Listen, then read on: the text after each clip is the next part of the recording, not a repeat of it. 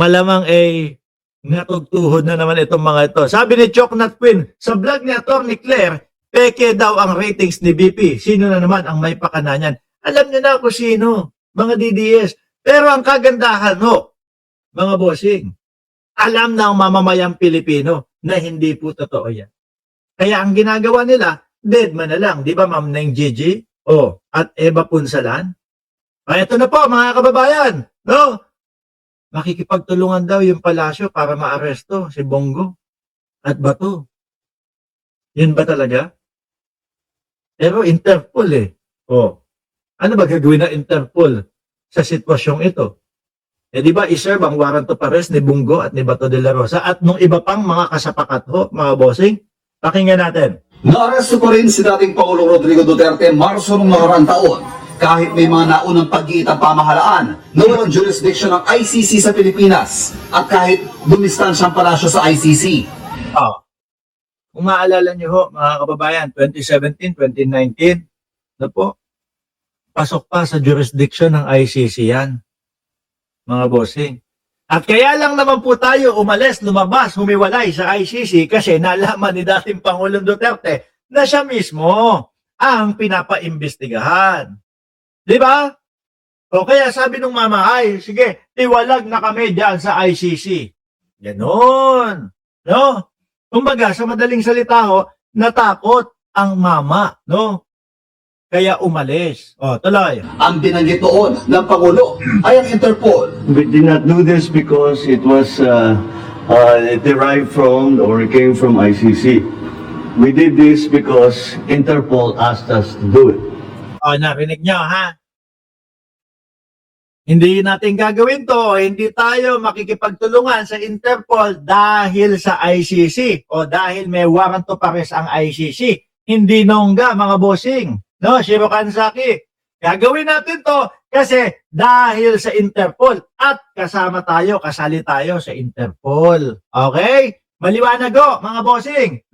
Hindi dadaan sa gobyerno ng Pilipinas ang ICC kasi sabi ni Pangulong Bongbong Marcos, hindi sila makikipagtulungan sa ICC. Kaso may ibang paraan. Yung ibang paraan ang pagdaan sa Interpol. Naloko na. At gano'n nga yung nangyari kay dating Pangulong Duterte. Di ba, Lilia Gigi, 5038? Maliwanag, ha? Uulitin ko, isa pang ulit, mga bossing. Hindi makikipagtulungan sa Interpol dahil merong warrant of arrest ng ICC. Hindi, kung di, makikipagtulungan sa Interpol kasi kasama tayo sa Interpol at may pagtutulungan tayo sa Interpol. Okay? Tuloy, Pangulo. And we have commitments to them and we lived up to those commitments. Di ba? Kung matandaan nyo mga kababayan, nung mga panahon na pinaghahagilap po sila Alice Guo, Interpol ang tumulong sa atin. Nung si Tebes nandoon sa kung saang lugar, nakalimutan ko, ICC, Interpol din po ang tumulong mga kababayan. Alam nga namang, pag sila na yung may kailangan, pag sila na ang hihiling sa Pilipinas, hindi pwede. Hindi naman pwedeng ganon. Baka sa susunod na mga panahon, Indonesia, baka sa mga susunod na panahon, hindi na tayo tulungan yan para doon sa mga Indonesia, si Alice Guo. Sa East Timor naman o Timor-Leste, si Tebes naman Parehas tayong tinulungan ng Interpol dyan, mga kababayan. Tuloy, Pangulo. Kaya ng pangalanan sa isang dokumento ng ICC bilang kasabwat o co-perpetrator ni Duterte sa kanyang drug war, sila Senador Bongo at Bato de la Rosa.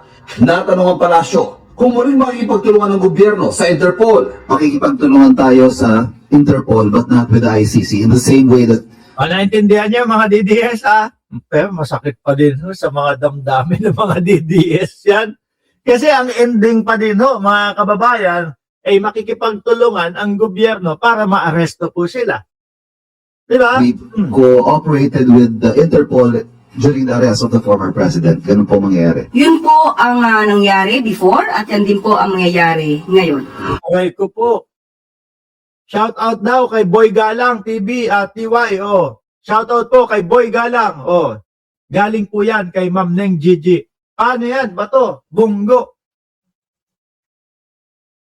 Mukhang ganun na ganun din. Pero ito lang ang masasabi ko na pagkakaiba nung kay Bato at kay Bunggo. Tingin ko, mga kababayan, kung dati, no, ang pagkakarinig ko, ano nyo na lang ako, i-correct nyo na lang ho ako, itama nyo na lang kung mali ako, no? Kung dati, ilan yon? Parang 2,000 ang numero ng mga pulis doon sa pag-aresto kay dating Pangulong Duterte.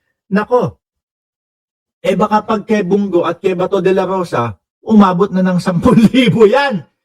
Hindi, yan din po ang sinabi ng dating butinghing general na si General Torrejo, mga kababayan. Pagka si Bato, dahil nga ganito, yung nakikita nila, mga nagtatago, at may posibilidad, baka manlaban ka sana. Syempre, papasigurado yung mga pulis, di ba, Chi? Papasigurado yung mga pulis. Baka pag nanlamad, mga bossing, madali pa sila.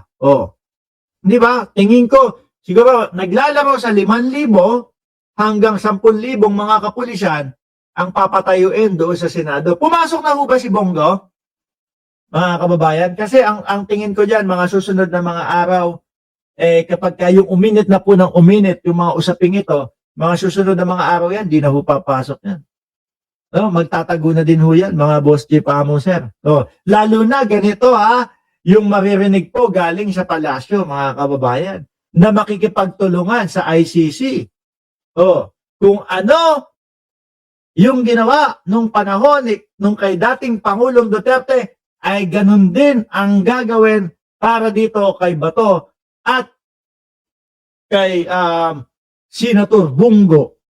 Diba? Sabi ni Benj, uy, Biola, may ginagawa pa ako.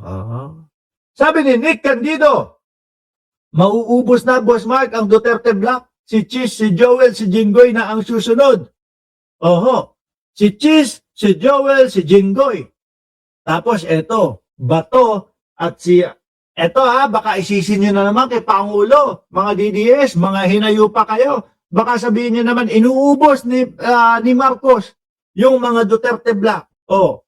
Samantalang yung kay Bato at kay Bunggo, 2017, 2019 pa lang, meron ng mga kaso yan. Baka sabihin nyo, si Bongbong Marcos ang may pakana niyan. Diba, Eva Yu? Ng Banbury, Western Australia. Isisisi niyan naman yung mga yan. No? Tapos sasabihin na naman po, kinidnap. Natartado kayo. Kung ano-ano mga pinag-iisip ninyo. Kaya ayun mga kababayan, tingnan nyo nangyari. Kakasabi nila, kinidnap, ang dating Pangulo. Ayun, hindi pinayagan yung interim release. Bakit? Kasi sa kanila pa lang po, hindi na nakikita yung pagrespeto sa ICC. Kapag pinayagan ng ICC na pakawalan, pansamantalang pakawalan yan, hindi na ibabalik yan. Kasi nga, ayan, hindi nila nirerespeto. Kinidnap. Ayun, hindi pinayagan.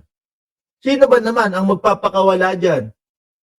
Di ang gagawin lang niya mga yan, pag uwi, kung sa Pilipinas man, o kung saan man dadalhin, sasabihin niya, ay, hindi na po namin nirerespeto yan. No? Kinidnap niyo lang siya dati.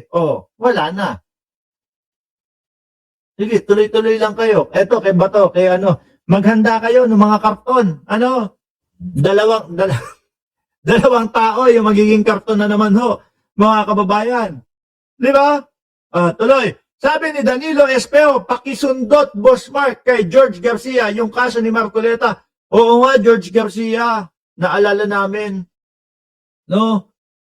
Yung sa sose ni Marcoleta, ano na nangyari doon? Hindi niya na pinansin, aba. Ang taong bayan, nag-aantay doon, ha? No? Yung pagsisinungaling ni Marcoleta doon sa kanyang sose, ha? Nanindigan din ang palasyo na hindi pagsuko sa soberanya ang pagtupad sa obligasyon ng bansa sa Interpol. Sino ba naman na nagsabi niyan? Mga DDS. Sinusuko na ang soberano. Hindi! Isang tao lang. Si dating Pangulong Duterte lang yung sinuko dati. Tapos ito ngayon, susunod si Bato de la Rosa at si Bongo. Tatlo lang sila. Tapos yung iba, hindi, yung iba pala, yung mga kapulisan. Ano? At alam naman natin, dati pa lang ho, mga boss pa mo, sir, 2017, 2019 pa lang ho, mga kababayan, may kaso na. Kasi nung mga panahon, nung mga yon, mga bossing ay wala. 'Di ba? Wala kang malalapitan. Hindi mo malalapitan ng gobyerno. Eh bakit mo malalapitan? O bakit paano mo malalapitan kung sila mismo yung idinedemanda mo? Di po ba? Kaya kukutusan ko isang mga DDS, kukutusan ko kayo pagka sinabi niya na naman, naku si Bongbong Marcos. Kasi inuubos niya yung mga senador na mga DDS. No? Hindi kayo makaintindi, mga buwisit. Sa ngayon, wala pa namang warrant ay nilalabas ng ICC sa mga pinangalan ng Meron na yan! Naniniwala ako meron na yan. Sino dito ang naniniwala kay Ombudsman Boying Remulla, mga bossing? O, taas ang kamay. Merong icon na kamay dyan, di ba? Kung di ako nagkakamali, subukan ko, ha? O, yan, ganyan. Sino? O, yan, di ba? Nag-comment ako. Taas ang kamay sa naniniwala kay Ombudsman Boying Remulla na itong mga ito, meron ng warrant of arrest. Yun mismo yung sinabi ni Ombudsman eh. Hindi niya naman isusugal yung kanyang pangalan dyan, no? Yung kanyang posisyon dyan na magchichismis-chismis lang. Meron na ho yan. Ang tingin ko ho dyan, mga kababayan, ayan, si Ma'am Neng Gigi, si Danilo Espejo, si Viola, o Henry Victorio, lahat may tsaka hindi naman magtatago si Bato kung ano yan, kung wala yan. May mga intel din yung mga yan. No? At alam nila na meron na talaga yan. Mga bossing. Ngayon no, mga kababayan, ang nakikita ko, Lowaton, ng Ceresa Force, ang nakikita ko dyan, mga kababayan, alam nyo kung ano, pag biglang mga pumasok yan, no, sa Senado, lalo na si Bato, pag pumasok sa Senado yan, naku, biglang maa-activate na yung warrant of arrest ni Bato de la Rosa. Bagay, ang hirap po ng sitwasyon ng isang Bato de la Rosa. Ano po? Bakit? Pag hindi ka pumasok, dahil ang sabi-sabi, wala naman daw warrant of arrest, ethics complaint naman ang kaharapin mo. Kapag ka pumasok ka naman, baka biglain gulating ka naman. Biglang mag-formation, palibutan yung Senado ng mga kapulisan, hindi ka na makaalis, rekta ka na, diretso na, patungo ng ICC. Diba, sabi ni Ma'am Neng Gigi, may tiwala ako kay Ombudsman Boying Remulla. Tsaka ako maniwala kayo. Etong magkapatid na to, si Ombudsman Boying Remulla at si Secretary John Vic Remulla. No? Maniwala kayo. Tingin ko pinaglalaroan ng dalawa. Sorry po ako po ay humahanga sa inyong dalawa, Ombudsman Boying at Secretary John Vic Remulla.